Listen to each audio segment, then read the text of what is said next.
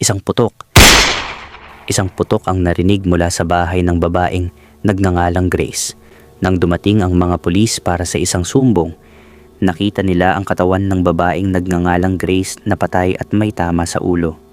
Ayon sa investigasyon, nagpakamatay ito gamit ang baril na nakapangalan sa taong nagngangalang Rodolfo Banag. Pero itong si Rodolfo Banag naman ay ilang buwan nang patay at natagpuan din sa bahay na iyon. At tila konektado ang pagpapakamatay ng babae sa kaso ni Rodolfo.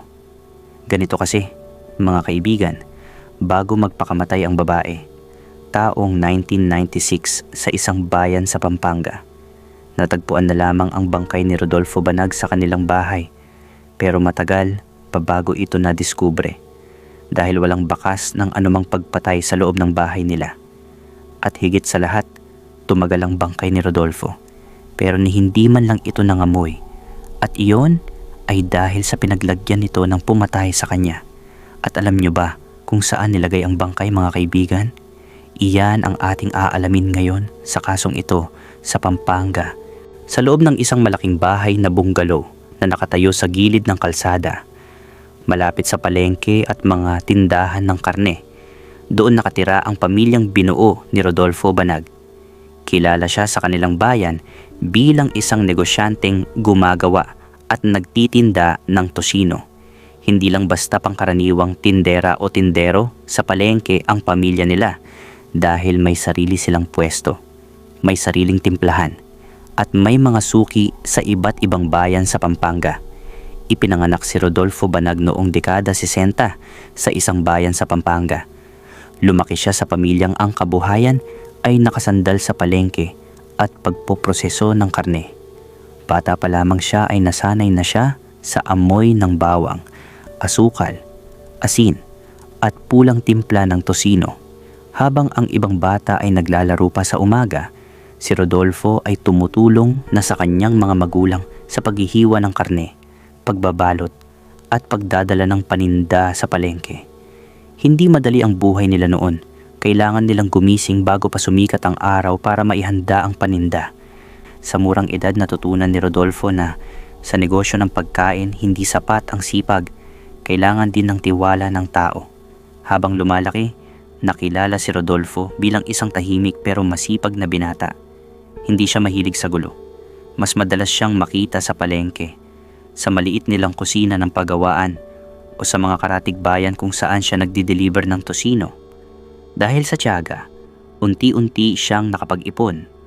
Mula sa simpleng pagtitinda sa palengke, nakabili siya ng dagdag na gamit, mas malaking lamesa para sa paghahanda ng karne, at kalaunan ay nakakuha rin ng maliit na sasakyang ginagamit niya sa pagde-deliver ng paninda.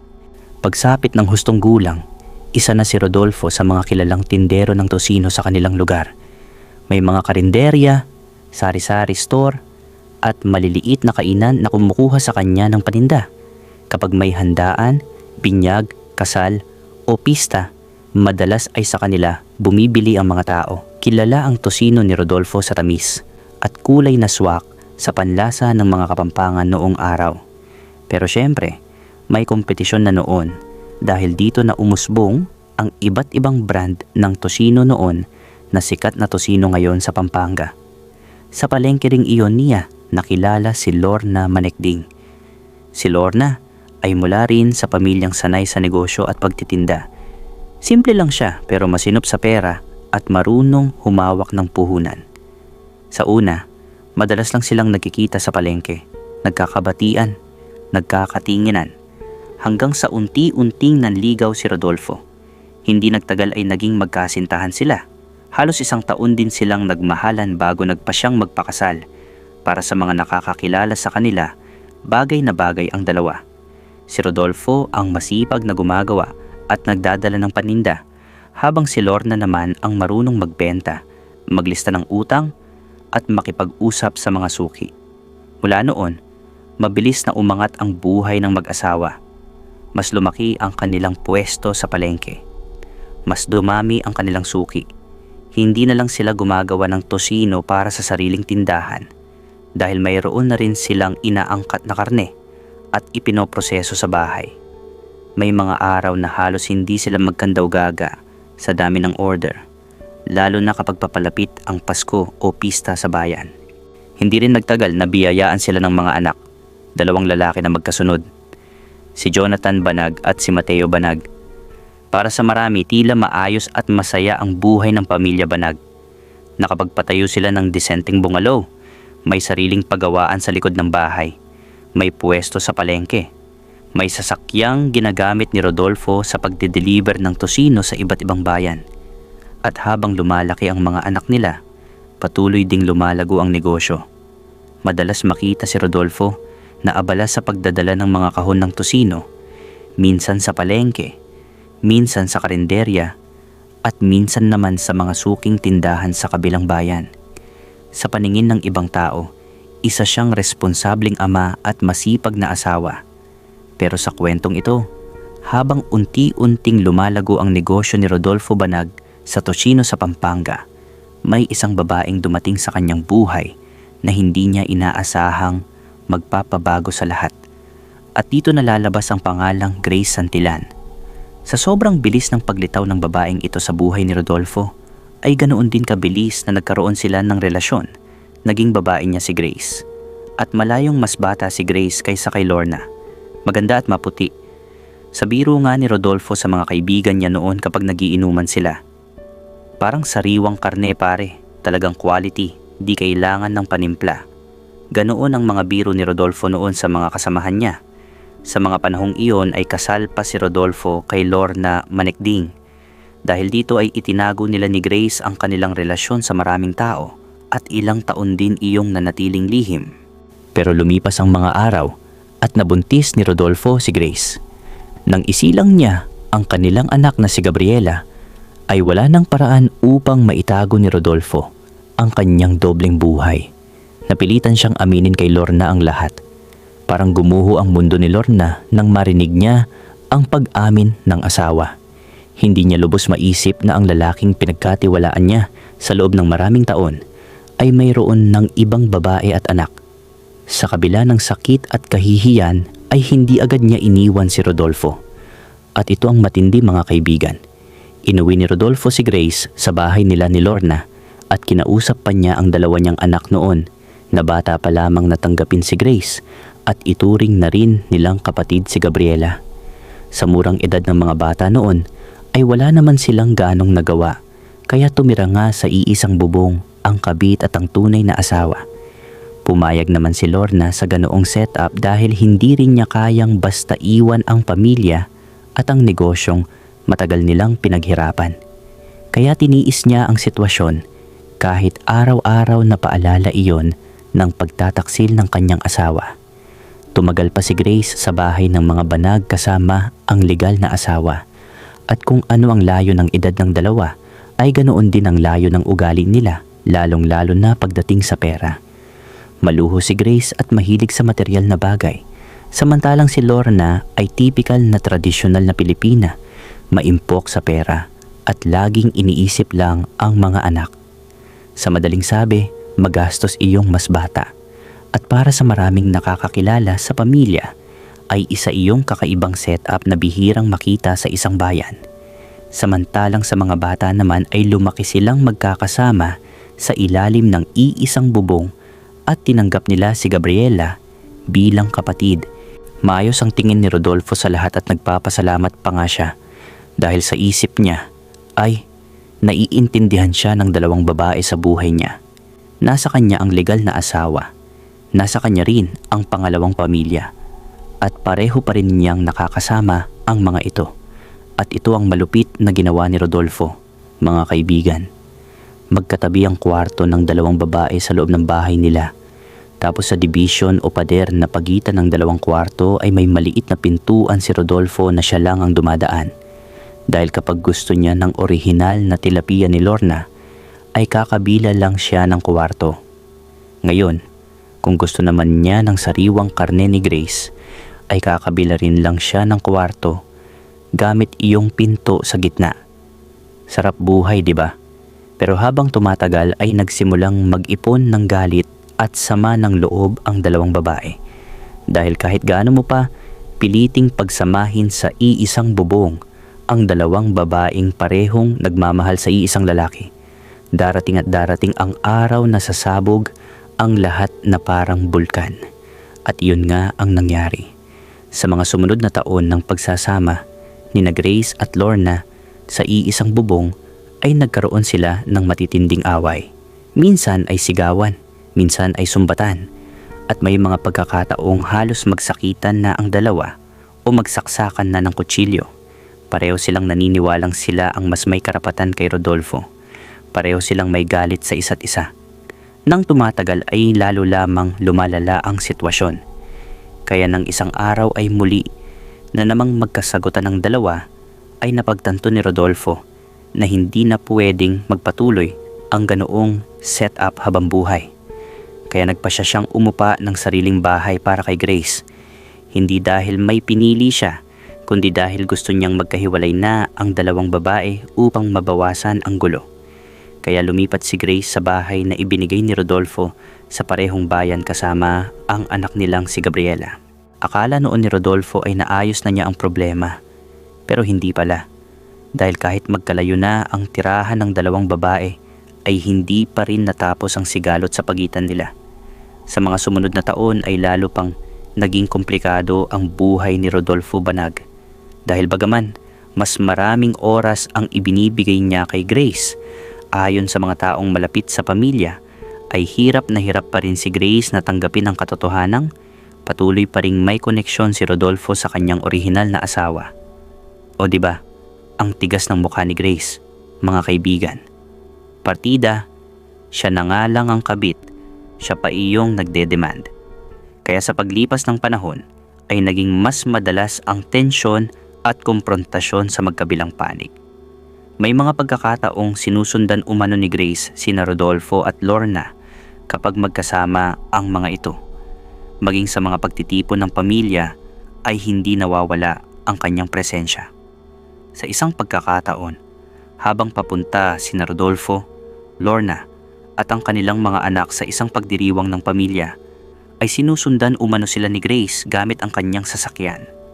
Dahil dito ay nakaramdam ng matinding pag-irita si Lorna at talagang naririndi na siya noon sa sitwasyon nilang lahat.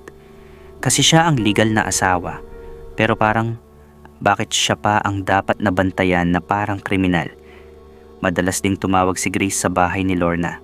Sa panahong wala pang caller ID ay hindi agad nalalaman kung sino ang nasa kabilang linya.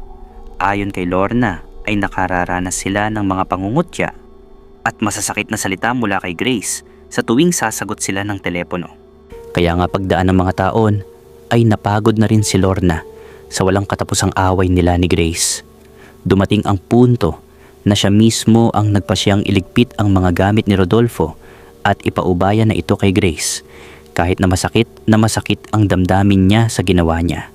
Umiiyak si Lorna nang ginawa niya ito, pero inisip na lang niya na malalaki naman na ang anak niya, kaya ayos na lang na umalis si Rodolfo. Mula noon ay tuluyan nang nanirahan si Rodolfo kasama ang kanyang pangalawang pamilya, at sa paningin ng marami ay tila doon na rin nagtapos ang mahabang sigalot ng 3 taong bumuo sa isa sa pinakakomplikadong pamilya sa kanilang bayan. Ngunit noong kalagitnaan ng 1996, nagsimulang mag-alala ang pamilya ni Rodolfo Banag nang mapansin nilang hindi nila ito makontak. Mas lalo pang lumaki ang pag-aalala nang hindi rin siya magpakita sa kanyang trabaho. Dahil dito, agad na naramdaman ng kanyang mga magulang at kamag-anak na parang may mali. Pinuntahan nila si Grace kung saan ito nakatira, pero sabi naman ni Grace na ilang araw na raw itong umalis at hindi pa bumabalik at hindi rin niya alam kung saan nagpunta.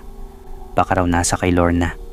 Pero nang pinuntahan nila si Lorna ay wala rin ito doon.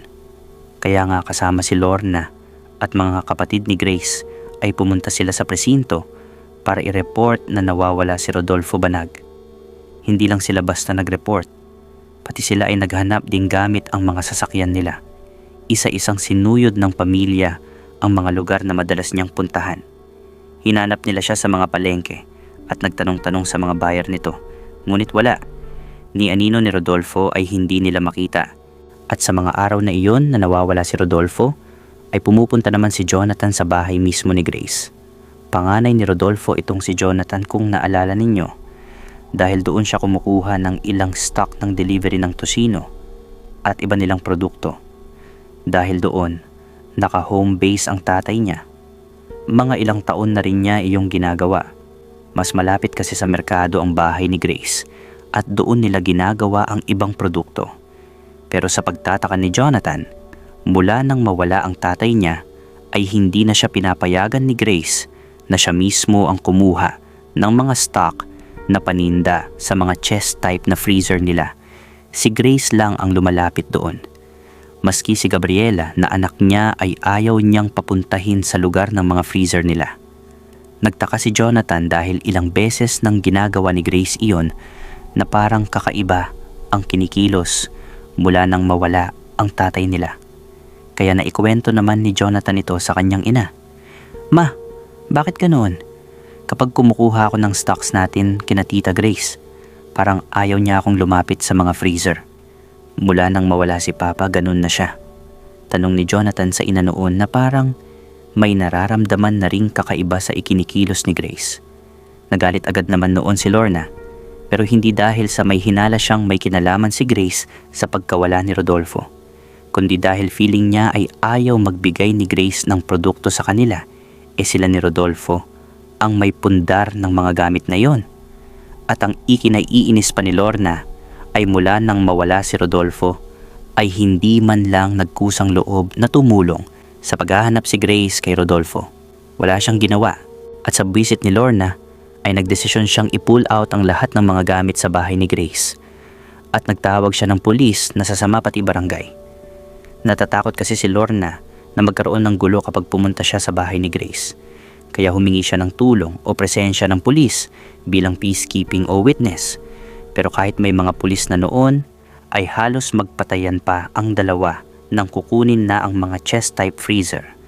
Subalit sa nangyari, ay nagkaroon na ng ideya ang mga pulis na baka may lihim si Grace, kasi nga kasalukuyan pa lang na nawawala noon si Rodolfo. At lalong tumindi ang kanilang hinala nang nalaman nilang parang hindi man nag-aalala si Grace sa pagkawala ng partner niya, at nang halungkatin ng pulis ang mga freezer ng tocino at iba pang produktong paninda ng pamilya, natagpuan ang buong katawan mismo ni Rodolfo na natatakpan ng mga paninda nila. Nasa loob ito ng freezer at isa ng napakalamig na bangkay. Nakasilid sa chest type freezer si Rodolfo at naninilaw na at matigas ang bangkay nito. Nawindang ang lahat sa nakita nila, lalong-lalo na si Lorna at ang panganay nitong si Jonathan. Maski si Gabriela ay hindi alam na may tao palang nakasilid sa freezer at iyon ay ang kanyang ama. Agad na dinala ng mga pulis si Grace sa presinto para magpaliwanag. Pero nag-right to remain silent si Grace at humingi siya ng abogado. At dahil hindi pa mapagtibay ng mga pulis ang mga ebidensya at kompletong investigasyon, ay pinauwi muna siya noong araw ding iyon. Ngunit ng gabi rin ng araw na iyon sa bahay ni Grace ay isang putok ang narinig at sinundan ito ng iyak ng anak niyang si Gabriela. At dito na rin lumabas ang buong katotohanan sa nangyari dahil sa suicide note ni Grace Santillan. Sa kanyang pahayag o sulat sa papel, inamin niyang siya ang may kagagawan sa pagkamatay ni Rodolfo. Ayon kay Grace, matagal na silang nagkakaroon ng problema sa kanilang pagsasama. Sinabi niyang madalas umano silang mag-away at natatakot siya sa kanyang asawa. Kaya bago pa siya mapatay nito, ay inunahan na niya ito. Ikinuwento niya sa mga investigador ang mga pangyayari noong gabi bago mawala si Rodolfo. Ayon sa kanyang salaysay, binigyan niya ng pampatulog ang asawa. Nang mawalan ito ng malay, ay itinali niya ang mga kamay at paa nito. Sinabi ni Grace na sa mga sandaling iyon ay nagdalawang isip pa siya kung itutuloy ang kanyang gagawin. Ngunit ayon sa kanya, nanaig ang kanyang takot at paniniwalang kailangan niyang protektahan ang sarili niya. Paranoid itong si Grace, kumbaga. Kaya sinakal niya si Rodolfo gamit ang plastic hanggang sa tuluyan nang malagot ang hininga ni Rodolfo. Matapos ang krimen, hindi niya agad ipinaalam sa kahit sino ang nangyari. Sa halip ay inilagay niya ang bangkay sa freezer at tinakpan ito ng mga nakapirming produkto upang hindi agad makita ng ibang tao. Ipinilit ni Grace sa kanyang depensa na hindi niya ginawa ang krimen dahil sa galit o paghihiganti. Ayon sa kanya, ginawa niya iyon dahil natatakot siya para sa kanyang sariling buhay at sa kaligtasan ng kanyang anak. Iyon ang nasa suicide note ni Grace bago siya namatay. Pero kahit ano pa man ang sinabi at nalaman ng mga pulis dito, wala na ring halaga dahil kinuha na rin ni Grace ang sarili nitong buhay. Sa pagkawala naman ni Rodolfo at Grace ay kinupkop naman ni Lorna si Gabriela at itinuring na tunay na anak. Dahil kahit ano man ang galit nito sa ina niya, ay kapatid pa rin iyon ng mga anak niya sa ama.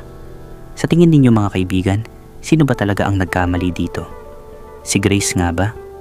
O noong umpisa pa lang sana ay si Rodolfo na ang dapat sisihin sa lahat ng nangyaring kapalpakan sa buhay nila?